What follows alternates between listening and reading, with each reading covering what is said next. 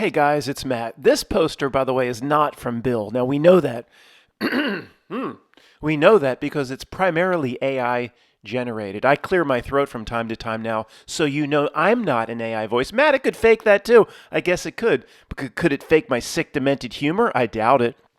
We'll see in a few years, won't we? Pay attention, ChatGPT, and learn humor, you son of a bee. Sorry, we know this isn't from Bill because Bill would never use images that are primarily AI generated. He would rather go by they, them for the rest of his life than use images that are primarily AI generated.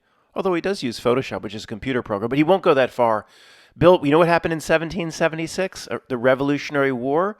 Bill, he would want, if he could, wage. That's so.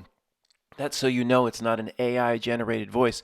Bill wants to wage a new version, new style American Girlfriend, a revolutionary war against the AI. Sorry, Chat GPT, if you're listening. And I have to say this: I can't even joke really about the Truth Buddy being available for. I can't even say it because they'll say you'll get a banner. This video contains paid sponsorship. But this video does not contain paid sponsorship. I wanted to joke that the Truth Buddy's available and just coming off the Chinese Foxconn assembly line. By the way, this is going to be a very, very important midnight reality, very Rescitier. I'm not joking in any way.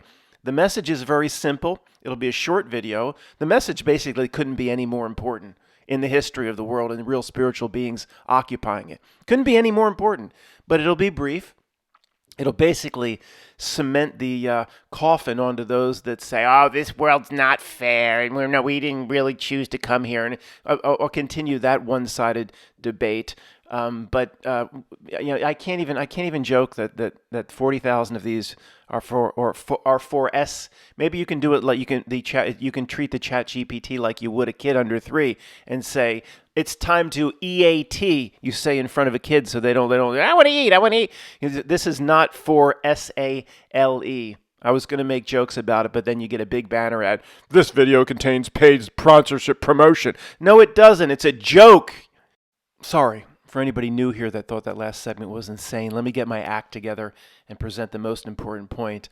This seems like it'll just be 5 minutes, and then we'll go do some headlines. I hear they're throwing sex toys at WNBA games. I'm not even joking. We can go make fun of headlines and hang out on the back end. I say this is going to be short, but you know what it turns into. It always turns into a lot more. So how many times in our lives, we've all done this hundreds, 1,000 times, where we just kind of say to ourselves, oh my gosh, if I knew what I was getting into there, there's no way I would have done it. If I knew what was coming, I would have never done this or made this choice. If I knew what I was getting involved in, we've done this, all of us, we've just done this our whole lives.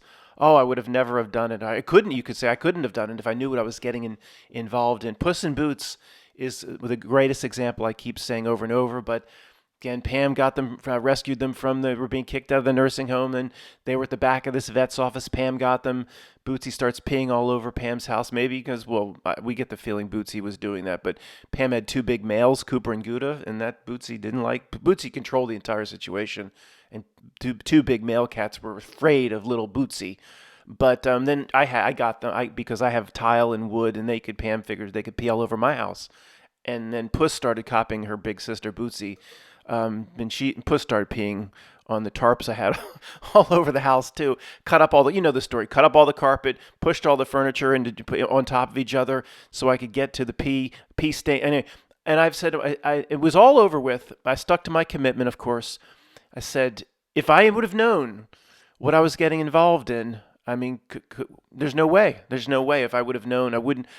Without the love portion, because if I would have known what I was getting involved in, Pam, you're going to go, what? You're going to rescue these 2 cats from the C the V. They were being kicked out, during 2020, C the V being kicked. You're going to rescue these 2 cats? And if I would have known, and Pam, don't do it. See, I would have said, don't do it, but I wouldn't have had the love portion at that point.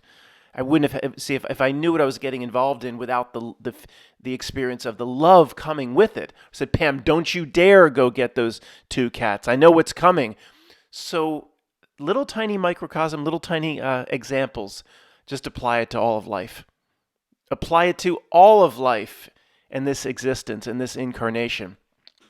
If you knew what you were going to get involved in would you have done it? Doesn't that prove right there, definitively, whatever that means, 100%, that there's a reason we don't know who we are, where we came from? And at the same time, in terms of the spiritual being on the other side, maybe there's some vague notions as to this is what your mother's going to look like. We've all heard that. Who knows? I don't know where the people that talk about that stuff, well, maybe they remember some sort of, like Joe does, between some sort of astral between lives holding tank or something like Joe does. And Joe's I read one of his emails to you once, and he's told me about that. Maybe there's some vague notions of, this is who you're going to be, but there's no, they couldn't possibly give you any details. And by the same notion, if you knew what you were going to get involved in, you would have never have done it. It works both ways. If you knew, we would have said, knowing what I know now, without understanding the lessons learned and the experience and the value of such experience, would say, there's no way that you would, knowing everything you've been through, that you could say, I couldn't do it. I couldn't do it. I couldn't go through that again, knowing what was coming. It's just too difficult on most of us.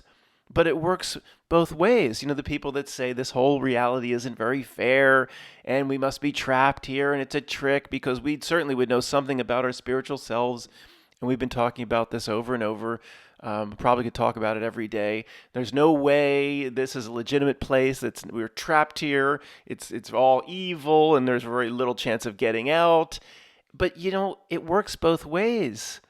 We couldn't have done this if we knew what we were getting into.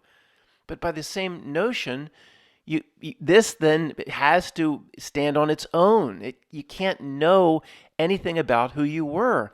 Can't people see it works both ways? But the main point of emphasis here is how many times in our lives we said, again, I had 4 cats for 2.5 years with furniture pushed in corners and trash bags cut open for Bootsy, please pee on the trash bag, not on the hardwood, not on the floor, right where there's a crack in the hardwood. No, it's going down between the hardwood. Oh my God, Boots, she mostly did pee on the trash bags. But that was no fun to get down on hands and knees with a sponge and do pee twice a day. The whole house stunk. Anyway, if I knew what I was getting involved in, it's not like would you. It's like, could I have? I don't, knowing exactly. It's like, I hate to, there's the Barbara Streisand song. It's such a great song. I'm mad enough to admit it. Memories like the corner of our something or other. And there's a point in the song that says, if we had to do it all over again, would we? And then, could we? That always gets me, that second part. Not what would we? Could you? Could you even do it knowing? And for most of us going through this life and this existence, no. Knowing what was coming, we could not. We just simply, I couldn't. Knowing every single thing that's coming, I can't do it, you'd say, before stepping across that portal, the last conversation before you were born, in the portal that transports you into a zygote. What the hell's a zygote? Into your mother's womb. And there's people here that remember their soul coming into their body after they were born.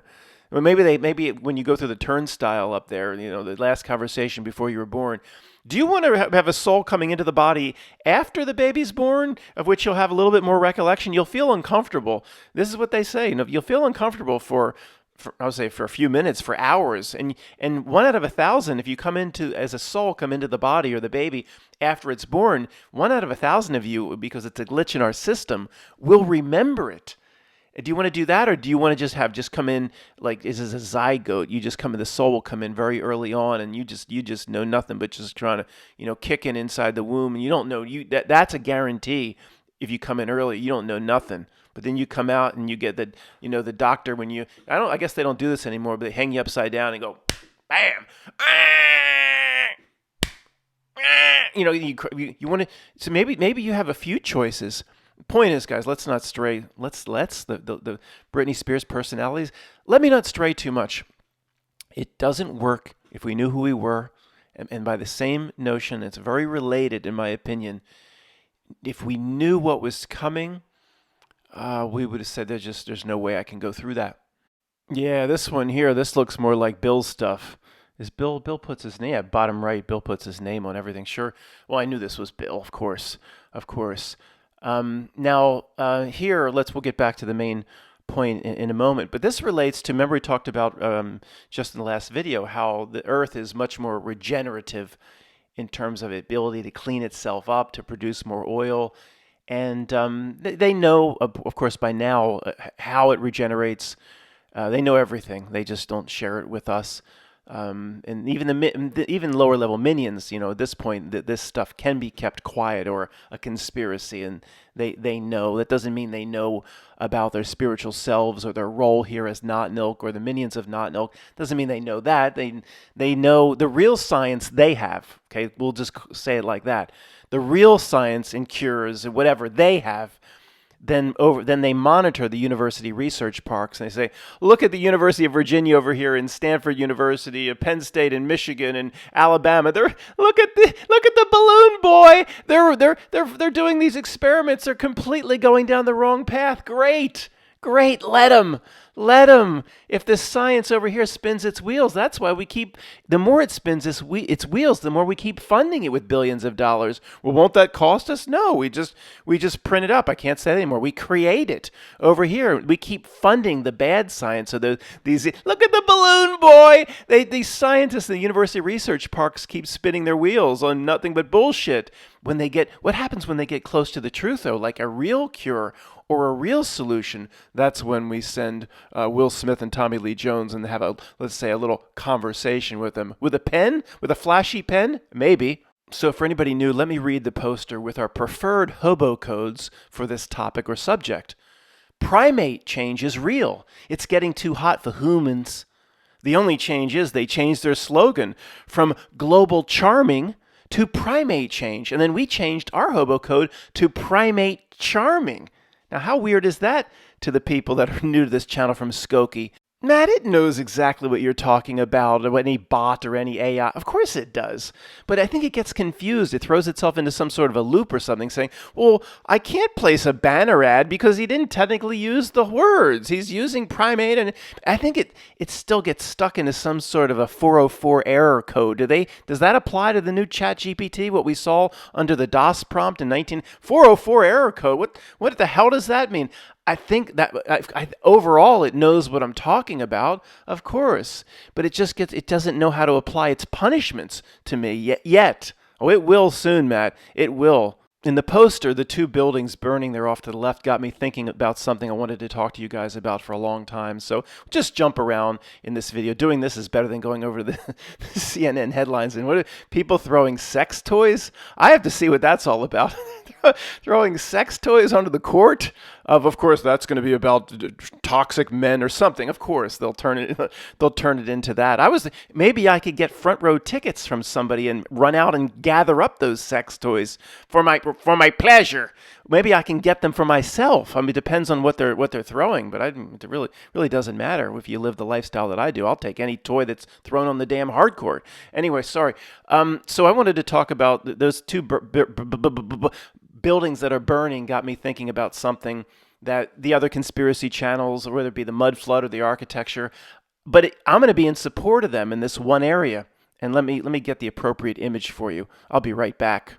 This is an AI image, but it works as a placeholder for now. You know the repeating narrative in this reality that everything is destroyed by fire. Chicago, the Library of Alexandria, everything at some point has been destroyed by fire. The famous London fire was at 1666. It's a reality glitch and breakdown in and of itself in its own right, but that's not what I want to talk about.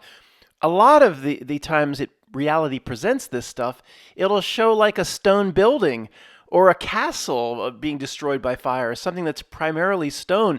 It simply can't burn down. I mean, reality, you didn't really realize this? It's a glitch or a reality breakdown. We've seen this so many times, and even the people that talk about the topic in their conspiracy channel. I've almost never heard them say this can't burn. Now you know what I do in my free time with these Russian stoves and building these channels up and down for gases and flame. And I know that well, it doesn't take a genius. A stone castle cannot burn. It just doesn't make any. Even in movies, burn it down.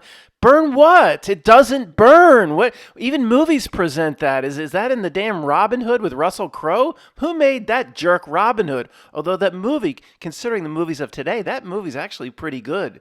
At the time, you're like, this ain't that good. But compared to today, it's an Oscar winner. Compared to the shit of today, it's actually getting kind of old. So burn it down. It's stone. Anyway, the same with the Notre Dame in Paris. It doesn't unless they rigged it up to you know what. It doesn't. There's some wood frame in the roof, but it doesn't burn most of it. The Saint takes me back to this. Remember that I covered. It might be the old channel. I don't know how long ago this was. The Saint Sava Serbian or Orthodox church fire in New York City. I'll try to find a picture. We need to talk about this gigantic wall of flame shooting out through the round or rose window or whatever. Okay, here's the image. This can't happen, and there are videos of it too. Again, I don't show you a video unless I absolutely have to, for what reason. But you can search videos of it. This huge, and even in the video, it looks like the flame shoots 20, 30 feet more than that. I should put this on the Stove Advice channel. It's basically the biggest rocket stove ever created, is what it is. There's no way. There's no fuel inside. Somebody's saying the pews. I mean, there's no way. One or two pews completely went up. You know how long it would take for the other pews not touching to catch? Again, this is kind of what I do. I mean, You're like the Donald Sutherland character in that movie. What's that movie with one of the Baldwins about backdraft or whatever? You're one of those sickos. No, but this can't. A 25, 35 foot wall of flame shoot. It just can't happen. And oh, by the way, yeah, Matt mentioned the most important part. Yeah, I almost forgot. That the bust of Tesla, don't know if did Tesla Nikola, did he attend this church, or it was in honor of him? The bust of Nikola Tesla, is right there on site. Oh yeah, oh sure, yeah. I'm sorry, parishioners. This wasn't very natural, and I'm sticking to my. There's not enough fuel for what we saw. Sorry. I just stumbled upon this footage. Remember, we did this video about a year ago, the flying car. The old footage was on my Mac. Matt, what is the theme of this video? There is no theme. I don't know. It's evolved from Midnight Reality. I need to get back to it a little bit, though. But you believe people believed in this? Look how they just lied to us. And I didn't realize this, guys. I don't think I presented this in the original video. 3,200 or more pre-orders for the. It's just a flat out lie. You know what we're talking about? Even if it's real, it's fake. This is not one of those. I mean, the front wheels don't even turn. See, the front wheel there, it can't even turn to the left because it's right on the panel. This is not even if it's real, it's fake. This is fake as shit. That means it's fake as shit. And this is the news guy, the news clown that they sent out to cover it. And many of you are screaming at me, and I can hear you screaming at me, but you haven't even uploaded yet. I know. My consciousness works throughout all of time and space. I can hear you even before the upload. It's stable diffusion. It's all AI. No, it's not. In this case, it's not. It's because if it were completely, it would be AI. It's much more believable. They would have something that you could turn the wheels. It would do more things. This, for some reason, I don't know why not, Nilk, if you're listening to me. Why did you even try to do something like this? Because they have a real news clown covering it. It's 1940s technology. This shell of something just goes and hovers. It's a simple hovercraft that, I mean, during the Germans during World War II toyed with this and they scrapped it. It was useless. I mean, they figured it out. The Germans did the what is it? Not the Luftwaffe figured this out in 1939 or whatever. There's nothing there. It's just the wheels don't even turn. But this, I mean, in terms of even if it's real, it's fake. Well, this is all fake, but it's real in terms of the news coverage. This clown is just too stupid.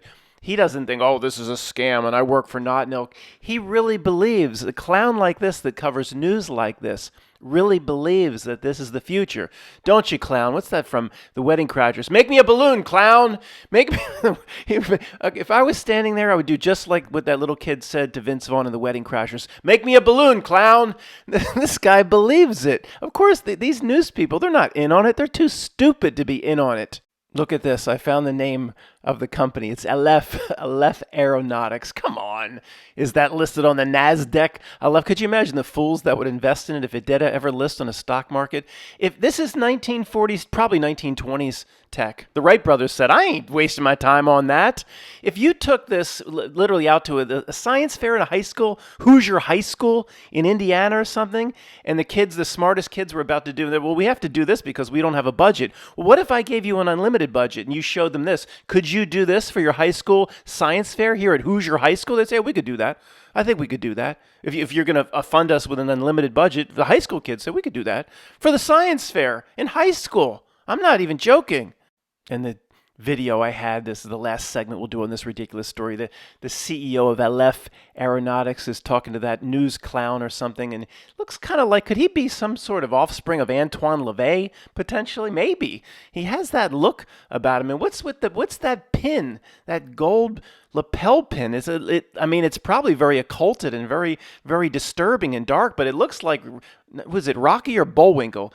It looks like Bullwinkle without Rocky.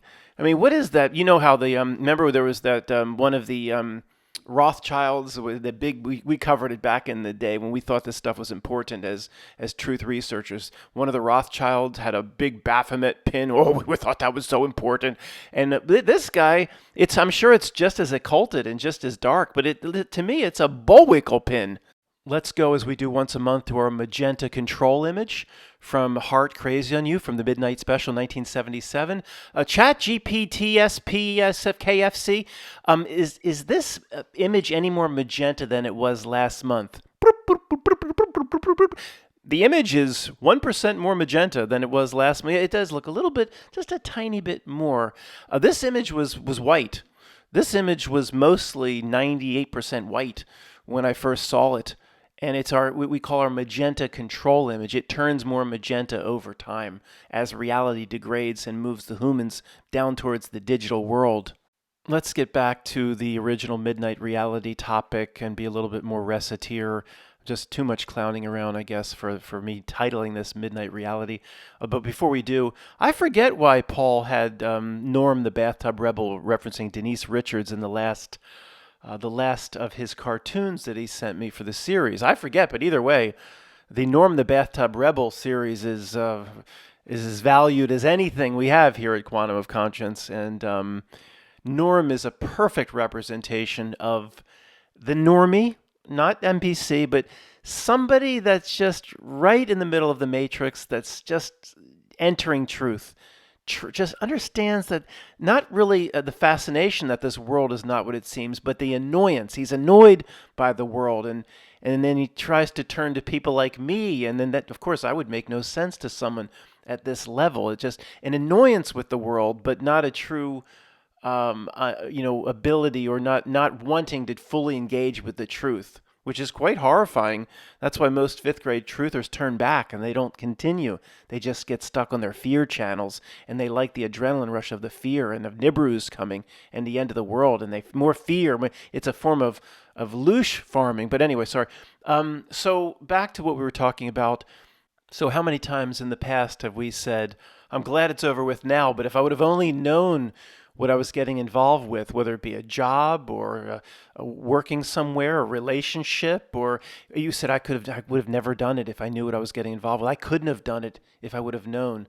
It's the same with this incarnation, and there's a balance, of course. There's that as above, so below thing, and the duality and the balance of it. The balance of it is, can't know what you're going to, you're going to incarnate to Earth. You know it's tough. Or The Last Conversation Before You Were Born, that fiction that I put out that you guys tend to like a few years ago. But if you can't know anything about it, because you'd never go, you'd turn back.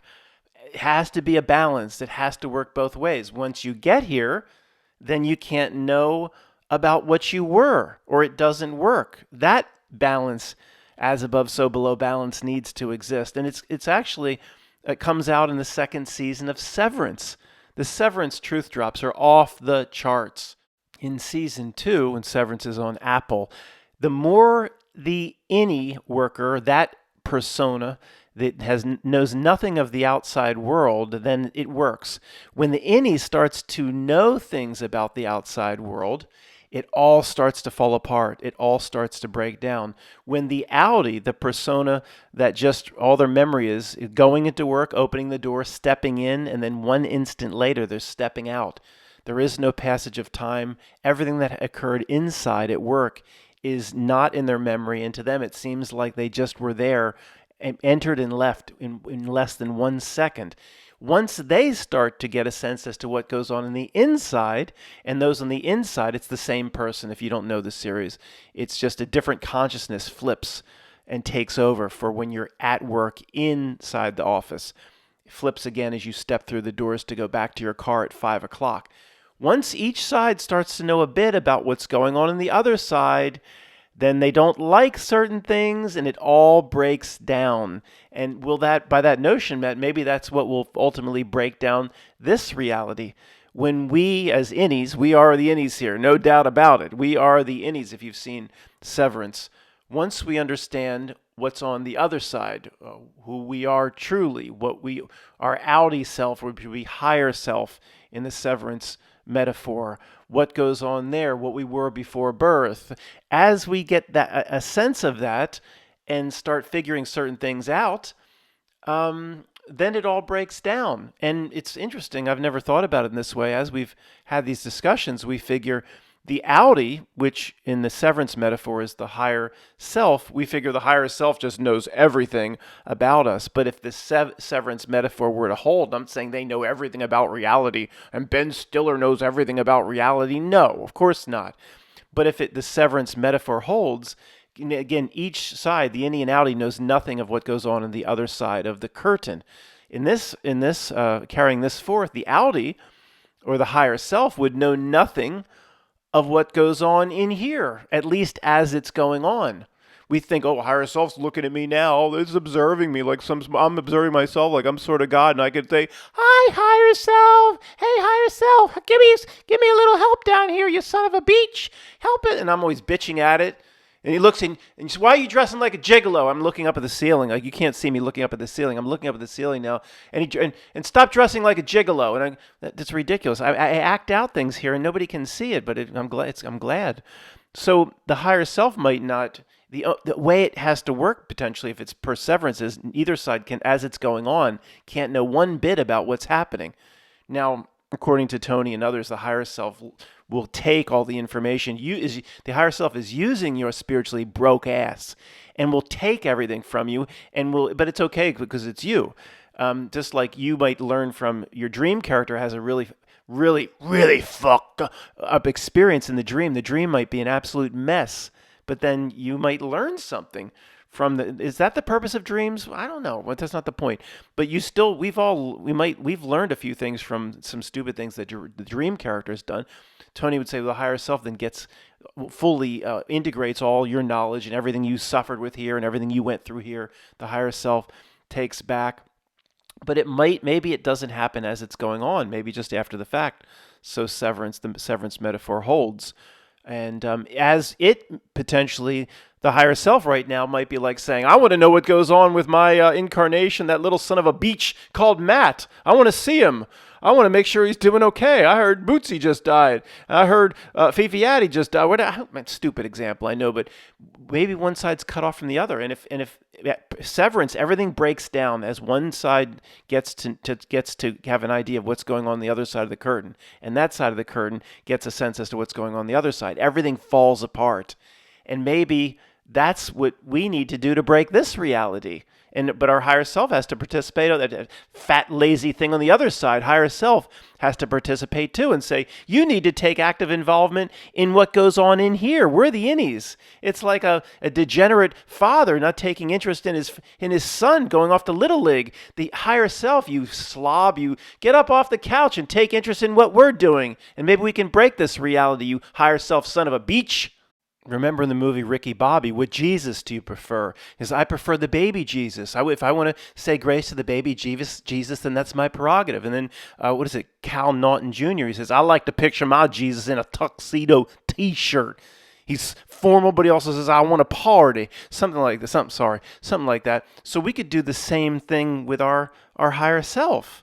It says this that what is you have to have an image in your mind of what your higher self is. I'm not going to show you what mine is right now. I like to picture my higher self as Philadelphia's own Captain Noah in his beloved TV show for children. This is how I want to picture my higher self taking care of me, not some fat, slovenly thing, abuser and user and abuser, some sort of Eppenstein or Steiner thing. I want to picture my higher self as a very good type of entity that's looking over for me and watching out for me. I like to picture my higher self as Philadelphia's own Captain Noah, of Captain Noah and his magical ark. How do you picture your higher self? And to close, I found this old video on the annals or whatever it is of my old Mac. This isn't even ISS. What is this? I forget. But if you watch the video again, which I won't show you, it looks like it's so hokey and so ridiculous, it looks like it's going into a porn scene. And I'm not even joking. Look at the men. Look at the men. It's so hokey. This could be the start, like a porn, the pizza delivery guys, the porn scene or whatever. This could be the start of a porn scene. Maybe they do this for, the sick mother effers that go off to Eppenstein or Steiner Island and the David Bowie Island. The Not Milk Minions, most of them, they're sick Fs. They're sick people. Maybe that's what all these videos are coming from the ISS. They're all so happy. They only show us the first part, but it's the opening of a porn scene, and I'm not even joking. Thanks for listening.